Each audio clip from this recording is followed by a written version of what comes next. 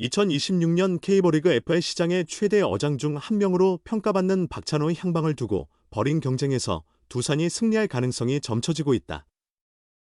다만 공식 발표가 지연되며 다양한 추측이 오가고 있는 상황이다. 그러나 그가 다른 팀으로 갈 가능성은 매우 적을 것이라는 게 야구계의 중론이다.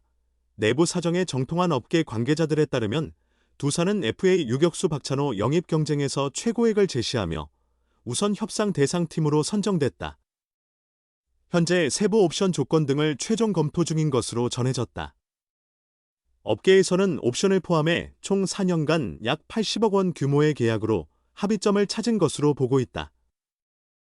일부에서는 80억 원을 약간 상회하는 금액이 최종 합의익이 될 것이라고 전망하기도 한다.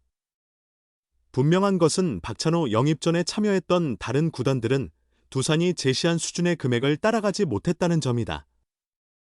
그런데도 박찬호의 계약이 마무리되지 않아 여러 가지 억측이 나돌고 있다.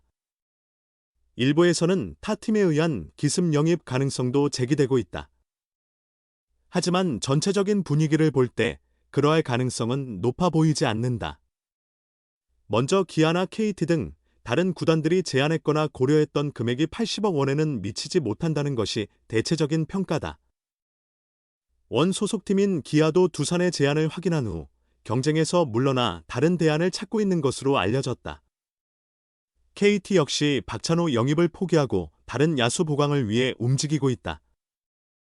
기아와 KT는 사실상 경쟁이 종료된 것으로 판단하고 있다. 다른 구단이 극적으로 80억 원 이상을 들며 박찬호를 데려갈 가능성은 낮은 상황이다.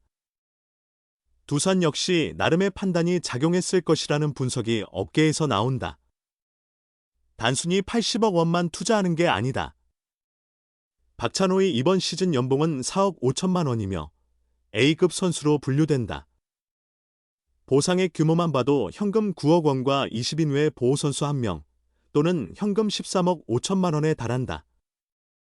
20인 외 보호선수 1명의 가치를 명확히 평가하기는 어렵지만 어찌되었든 80억 원 외에 약 15억 원가량을 추가로 쓴다고 보는 것이 타당하다. 하지만 80억 원 이상을 제한한다면 박찬호 한 선수에게 4년간 100억 원 이상을 투자한다는 뜻이 되는데 그렇게까지 나설 팀은 없을 것이라는 계산이 섰을 것이다. 보상 제한이 없는 기아가 빠졌고 롯데의 관심이 예상보다 크지 않음을 확인한 상황에서 두산은 큰 변수가 없을 것이라고 전망하고 있을 가능성이 높다. 두산이 과감한 금액을 불러 타구단의 경쟁 의지를 꺾은 셈이다. 이는 최근 투자 의지가 강하고 셀러리캡에도 여유가 있던 하나가 자주 활용하던 방식이기도 하다. 과다 지출 논란을 각오하면서도 큰 금액을 투입한 두산은 선수 보강 의지가 매우 확고하다. 양의지와 같은 베테랑 선수들이 아직 기량을 유지하는 동안 팀이 우승을 향해 나아가야 한다는 공감대가 형성되어 있다. 이는 새 시즌을 앞둔 지금도 마찬가지였으며 감독 대행으로 팀을 안정적으로 이끈 조성환 감독 대행 대신 우승 경험이 있는 김원영 감독을 선택하면서 그 의지를 분명히 보여주었다. 재건 단계라면 신인 감독의 새로운 접근이 의미 있겠지만 우승을 목표로 한다면 신인 감독의 불확실성이 부담스러울 수 있다. 김원영 감독 선임은 2년 안에 다시 정상에 도전하겠다는 의지로 풀이되며 이에 발맞춰 적극적인 전력 보강으로 마무리를 짓고자 하는 의도로 이어질 수 있다. 김현수 영입 논의가 꾸준히 제기되는 것도 이러한 맥락에서 이해하는 시각이 많다. LG가 제시한 조건보다 더 큰 규모의 제안이 나올 가능성에 대한 전망이 우세한 상황이다. 한편 구단 최고 의사결정권자들이 현재 한국과 일본을 왕래하고 있어 최종 결정과 발표가 지연되고 있다는 소문이 도리어 야구계에서 힘을 얻고 있다. 이미 전체 계약 규모에 대한 재원은 모 회사의 승인을 받은 상태일 가능성이 커. 최종적인 조율과 최종 승인 절차만이 남아있다는 설명이다. 이런 정황을 고려하면 주말 동안 계약 발표가 이뤄질지는 불확실하지만 다음 주 초에는 그가 새 유니폼을 입은 모습을 공개할 수 있을 것이라는 관측이 나온다. FA 시장에서의 가격 급등은 단순히 선수 개인의 실력만으로 설명하기 어렵다. 프로야구 FA 시장에도 수요와 공급의 기본 법칙이 적용된다. 특정 포지션에서 바로 전력으로 쓸 수 있는 선수의 공급이 한정적이기 때문에 여러 구단이 동시에 원하면 당연히 계약 금액이 높아진다. 박찬호의 80억 원 계약도 같은 이유에서다. 뛰어난 선수라는 점도 중요하지만 실제 금액이 급등한 것은 여러 클럽이 참여한 경매 효과가 컸기 때문이다. 매우 희소한 프랜차이즈 스타 플레이어, 특히 대체하기 어려운 포지션의 선수라면 계약 규모는 더 커진다. 박찬호는 시장에 나온 유사한 선수가 거의 없었고 두산에게는 꼭 필요한 자원이었다. 이러한 환경에서 여러 팀이 다투었기에 당연히 금액이 인상되었다. 결국 FA 시장의 가격 폭등은 선수의 개인 능력뿐 아니라 구단의 필요도와 시장 경쟁 구조가 함께 작용해 발생하는 자연스러운 현상이다. 메이저리그 시장에서는 이 같은 현상이 더 극명하게 나타난다. 이정후는 샌프란시스코와 6년간 1억 1,300만 달러에 계약했다. 연간 평균 약 1,880만 달러, 우리 돈으로 약 274억 원에 해당하는 액수다. 단 한 명의 핵심 선수가 팀의 즉시 전력이면서 대체하기 힘든 위치라면 구단은 자금을 과감히 투자한다. 표면적으로는 과도한 계약으로 보일 수 있지만 시장의 균형점이 높은 가격대에 형성된 결과다.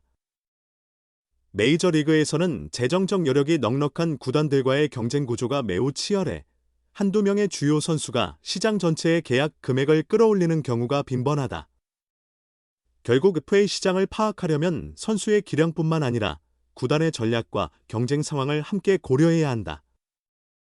제한된 자원을 놓고 여러 팀이 다투는 구조에서는 연봉 상승은 특별한 일이 아닌 당연한 흐름이다.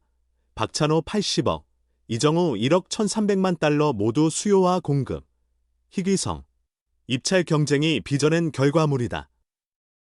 시장이 비이성적으로 보이는 까닭도 여기에 있으며 시장 원리를 받아들이면 FA 시장의 고온 현상도 명쾌하게 이해할 수 있다.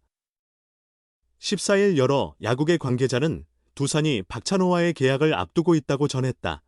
박찬호는 2025 시즌 타율 0.287 OPS, 출루율 장타율 0.725 홈런 42타점을 기록했다.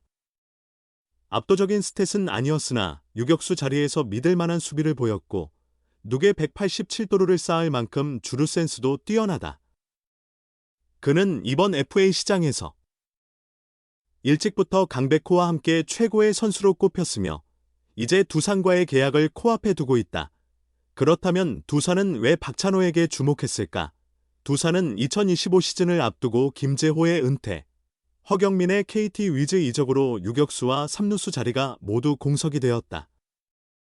이 문제를 해결하기 위해 가장 먼저 타격이 좋은 강승호를 2루에서 3루로 옮겼으며 유격수는 박준영, 2루는 오명진에게 맡기기로 했다. 그러나 실제 결과는 예상과 달랐다. 강승호는 타격 감각이 급격히 떨어지며 이승엽 감독 해임 후 2군에 합류했고 박준영은 또다시 부진과 함께 부상으로 제 실력을 발휘하지 못했다. 두산은 오명진이 2루 수비에서 잠재력을 보이자 그를 중심으로 팀 전략을 재구성하기 시작했다. 이후 2025년 신인 선발인 박준순에게 꾸준히 출전 기회를 제공했으며 임종성과 박지훈, 김동준 등 젊은 유망주들이 서서히 두각을 나타내기 시작했다. 7월에는 군 제대를 마친 안재석이 팀에 합류하면서 두산의 내야는 젊은 에너지가 넘치는 구성으로 탈바꿈했다. 하지만 팀의 중심이 되어줄 핵심 선수는 여전히 부족한 상황이었다. 강승호와 양석환 등이 있었지만 이들은 시즌 동안 일정하지 않은 모습을 보여주었다. 이는 두산 내야진의 수비와 공격에서 안정성이 부족하다는 지적로 이어졌다. 결국 두산은 이 문제를 해결할 최적의 인재로 박찬호를 점찍은 것으로 풀이된다. 박찬호가 정식으로 합류하게 되면 두산의 내야 구성에도 변화가 필요해진다. 오명진과 안재석, 박준순 등 여러 선수들이 남은 세 자리의 선발 자리를 두고 치열한 경쟁을 벌일 전망이다. 2025년 아픔을 겪으면서도 미래에 대한 희망을 확인한 두산은 이제 2026년 박찬호와 함께 새로운 도약의 발판을 다지려 하고 있다. 박찬호의 영입이 실제로 이루어진다면 두산의 2026년 시즌은 한층 더 강력해질 것으로 예상된다.